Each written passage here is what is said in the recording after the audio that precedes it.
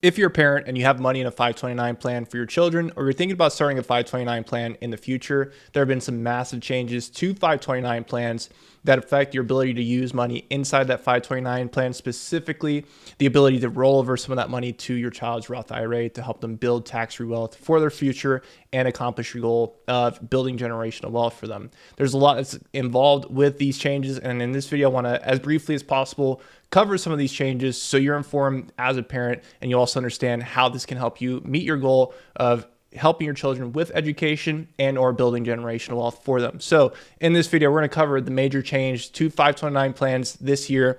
We're going to talk about how the rollover of the money from the 529 plan to the Roth IRA works. And we're also going to cover some special rules and considerations to keep in mind as you go about doing this so you know how to do it correctly. So let's start off with the basics of the changes to 529 plans. And again, this new change took into place or started in the year 2024. So the major change to 529 plans is the ability to roll over money from that 529 plan that wasn't used for education to the child's Roth IRA. Now, why this is a big deal is one of the biggest concerns that parents have had in the past with 529 plans is if their child didn't go to college, or in the odd case that there still was some money in the 529 plan that wasn't used for education, you might take a haircut on taxes and penalties if you were to pull that money out for anything other than educational expenses. And this change helps kind of relieve some of that anxiety because it allows you to use some of that money in the 529 plan and move it over to the child's Roth IRA instead, so it can grow on a tax-free basis and be used for their retirement down the road. Now, there are some key specifics and rules that we'll talk about throughout this video. One of those being there is a $35,000 lifetime limit that can be used or rolled over from the 529 plan. So the most money that you can move from the 529 to the child's Roth IRA is $35,000. But the key here is it does give you some more flexibility and it does give you some more options compared to in the past where you could only use the money in a 529 plan for education, or if you didn't, you'd have to get hit with taxes and penalties. So this is a major change to consider if you're a parent and you're starting a 529 plan or have had money in the 529 plan for some time. So let's go over a quick example to show you why this can be powerful. Let's assume that you have an 18-year-old child. They're still a child, I guess. Technically, they're an adult, but they're still a kid, right? 18 years old, and over the years, you've worked hard, you've invested, you've saved into that 529 plan, and it has a balance of $100,000. Now, let's say for whatever reason, they decide not to go to college. It just wasn't in the books for them. They found another opportunity. The world is changing every day, and they just decide, hey, you know what? School's not in the books for me, and that's fine. Now, the big difference here between the 529 in the past and the 529 now is, again, there's that up to $35,000 that can be moved from the child's 529 plan to the Roth IRA, where in the past, you had to either move that 529 plan to a sibling or yourself, or you just have to take a massive haircut on taxes and penalties for pulling the money out for anything other than education. So let's look at some numbers to show you why this can be powerful. Let's assume that we move over that $35,000 from the 529 plan to the child's Roth IRA, and we're looking at a simple compound interest calculator here. That $35,000 in that Roth IRA, assuming that maybe you just invested in something like a simple stock market index fund, and you made no additional contributions, or the child made no additional contributions to the Roth IRA, by retirement age, that $35,000 grew to over $1 million. And of course, because it's in a Roth IRA, all that money grew without being taxed and can be used tax-free on the back end if they meet the requirements down the road. So that $35,000 that didn't go towards education went towards their financial future, towards their retirement. And I'm sure this is something that they would be more than grateful for. And hopefully you're seeing why this can be such a beneficial thing if you are currently investing in a 529 plan or thinking about opening up one for your children now or in the future. Now, let's talk about how the specifics of the rollover works, because it's important to not mess this up. And this is a conversation I'm having a lot with my clients and students that are investing in 529 plans for their kids.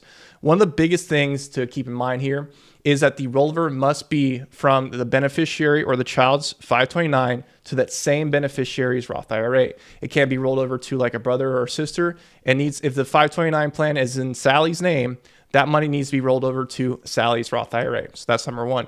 Number two, it needs to be a direct rollover, basically a direct transfer. So that money needs to go directly from the 529 plan to the Roth IRA.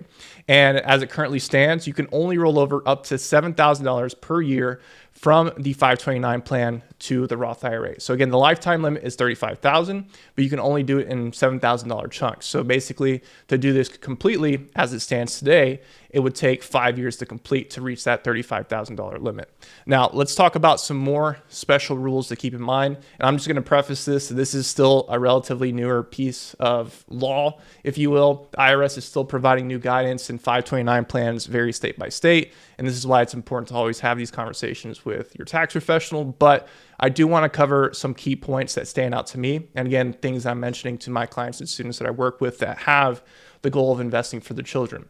Number one is the fact that the 529 plan must be open and funded for at least 15 years in order for you to be eligible to roll over money from that 529 plan to the child's Roth IRA. So that 15-year timeline is extremely important to keep in mind. Number two, if the beneficiary changes, so if it was in Sally's name and you change it over to Johnny, that 15-year clock could potentially reset. So another thing to keep in mind before you decide to change the name of the beneficiary on the 529 plan. Also keep in mind that contributions or money that you put into the 529 plan within the last 5 years, any of that money on top of any gains or earnings on that money is not eligible to be rolled over into the child's Roth IRA from the 529 plan.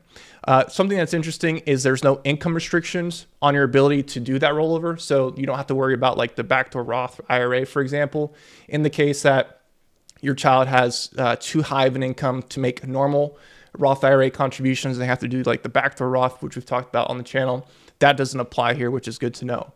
And also important to know is there's no takebacks. So once you roll over the money from the 529 plan to the Roth IRA, generally you can't move it back. So that's important to keep in mind before you do that. Another thing to keep in mind too, just like normal Roth IRA contributions, the child has to have what's called earned income in order to qualify for the rollover of the money from the 529 plan over to the Roth IRA. So they have to be actively earning an income through some form of employment in order for you to be able to move that money from the 529 plan over to the Roth IRA. Again, the beneficiary change is important to note. If the beneficiary on the original 529 changes, it could reset that 15-year clock. And I'll just mention it one more time. Any contributions that were made to the 529 plan within the past 5 years and any earnings on those contributions are generally not able to be rolled over to the Roth IRA from the 529 plan. So like I said, there's a lot of things that can change with this law, and it's really important to stay up to date and make sure that you're having really good financial planning conversations and having someone in your corner helping you with this stuff. But here's some of the main takeaways I think that's important for you to walk away from in this video. The fact that you have the ability now, the flexibility to move over some unused funds from the 529 plan to the Roth IRA, I think is a great secondary benefit to 529 plans. Because again, in the past, one of the main concerns has been, what if the child doesn't go to college and now I have all this money in a 529 plan and I have to take a massive haircut on taxes and penalties if I were to pull all that money out. So the ability to roll over some of that money to the Roth IRA, I think, is a great benefit. But the point stands, I think you still need to be careful with aggressively overfunding that account while the child is still really, really young and you're not entirely sure about what their academic future is going to look like and if college and school is going to be in the books for them. So that's really something to still keep in mind. But that being said, I do think it's a really nice benefit. It's a nice change to 529 plans, and I'm interested to see how this changes over time and if that $35,000 limit is going to go up with inflation and all sorts of other things that I think is important for all of us, especially parents, to keep in mind with the money that we're investing for our children. So I wanted to give you a brief rundown of some of the key points. I wanted to keep this semi-brief. If you're watching this video and one of your main goals in life, financially especially, is to build generational wealth for your kids, maybe help them get through school, maybe help them get a great head start financially once they're adults, maybe leave a legacy that you can pass down to them, any combination of those things. If that's important to you and you're not sure how to go about it, or maybe you've been doing it for some time now, but you're just not sure if you're on track, if you're using the right accounts, if you're investing enough, and you need some help, some clarity, and some guidance. Next steps from here are simple. In the description to this video and also in the comments, you're going to see a link that you can use to schedule a quick free one-on-one financial consultation with myself. It's an opportunity for us to sit down, help me understand more about your situation, your goals, some of the things you're doing right now, and allow me to point you in the right direction and get you some clarity and guidance as well. So again, The link to schedule that quick free one-on-one consult, it's going to be in the description to this video and also in the comments. But again, this was a quick rundown of the biggest change to 529 plans this year. If you found this video helpful, make sure you give it a thumbs up and also subscribe to the channel for more content like this from me frequently. And if you have any questions on this subject in particular, feel free to drop them down in the comments. I'll do my best to answer as many as I can. And one more time, if you need help figuring out investing for your children, building that generational wealth, and even investing for yourself, use that link in the description to this video and in the comments as well to schedule that quick free one-on-one consult with myself. But I just want to say thanks so much for taking the time to watch this video. I hope you found it helpful, and I'll see you in the next one.